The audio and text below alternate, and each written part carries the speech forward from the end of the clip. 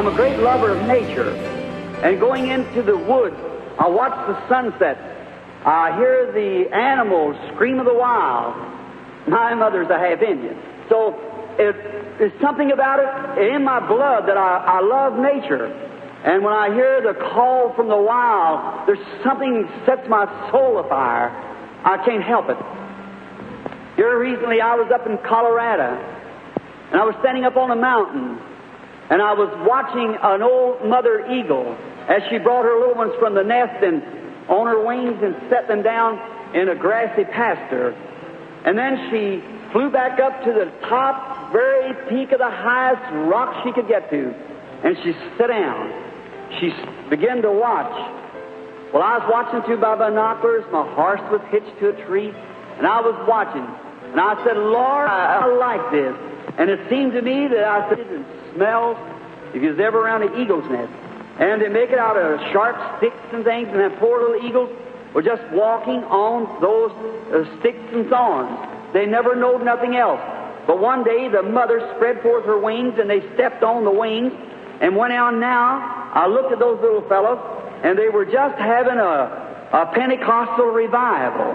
They were just running around on that soft grass, just picking here and chirping to one another and jumping over each other, just as free as they could be. I thought, well, that's right. Now there is like a man in the old nest of the world, knows nothing but that what the devil can give him. But one day God picks him up and sets him down in the shady green pastures.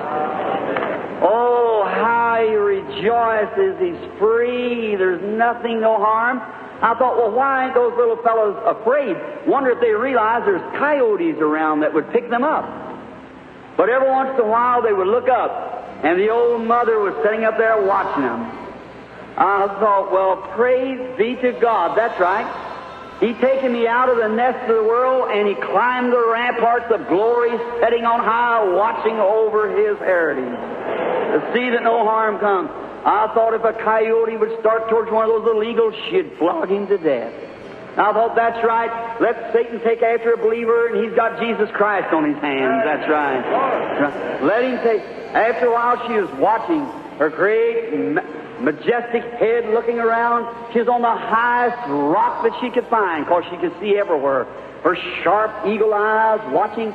And after a while, I seen her raise her head through my 10-power binoculars. I seen her raise her head and look around.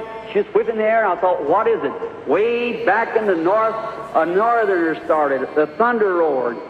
She let out a scream, and down through there she went, throwed forth those big wings right out on that grassy prairie.